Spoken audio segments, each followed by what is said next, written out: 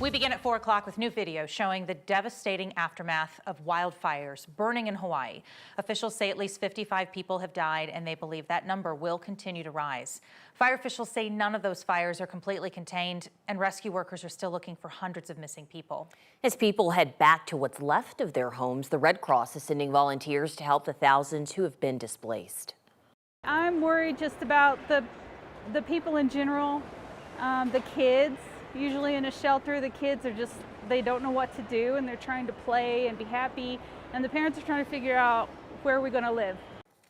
Julia Muirhead works with the Red Cross's Northern Colorado chapter. She said she'll likely be helping in shelters to make sure families are being fed and they have somewhere to sleep. Meanwhile, thousands of tourists continue to leave the island of Maui after being stuck there for days. Officials say 11,000 people have already left, while we'll have more information on the fire and its comparison to the Marshall Fire coming up. Attorney General Merrick Garland has granted special counsel status to the federal prosecutor overseeing the case involving President Biden's son, Hunter Biden. This move comes as a pending plea deal involving Hunter Biden appears to be unraveling. David Weiss, the Delaware federal prosecutor, asked AG Garland for this appointment this week. Garland agreed, saying this is in the public interest to do so. CNN reports that by naming Weiss as special counsel, Garland gives him further independence from the Justice Department. And remember, this is a case against the son of a sitting president. Republicans have claimed this department is politicized. We'll have much more on this story coming up later in this hour. Thankfully, nobody was killed when a home exploded in Denver last night. Today, the Denver Fire Department says it's pretty confident natural gas is the cause. Neighbors around Lincoln and Virginia near Washington Park heard this loud boom yesterday evening. Several people were inside the home. One person was injured and sent to the hospital. The fire department says the blast did kill one dog. Another was saved. A man who survived this home explosion has quite the story to tell. He survived another one of these types of fires 5 years ago. At his request, we've agreed not to show his face.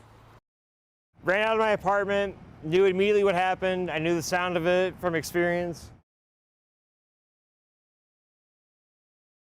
That made a lot of news. We're going to share you his story at 5. Let's take a live look outside now. It's a hot day yet again. Lauren Robinson joins us to walk us through kind of what we're looking at for the weekend.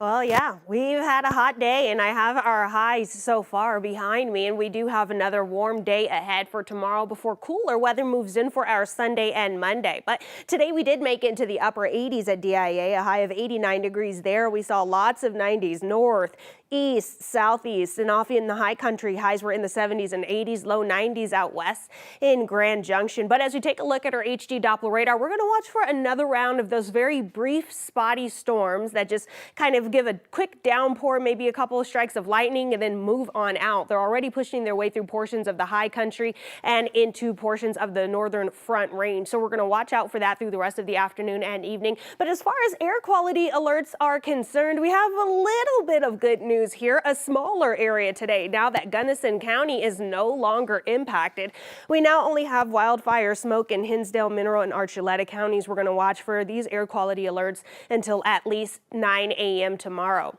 As far as storms are concerned today, we don't have any areas in marginal or slight risk for severe weather today. Most of Colorado is in just a general thunderstorm risk, which just means we're going to see a quick downpour, maybe a couple strikes of lightning. That's going to be about it. So outside of those very spotty storms today, we're going to see cooler weather and more storms on our Sunday, and then a drier stretch next week. I'll have all of those details for you just ahead in my full 7-day forecast.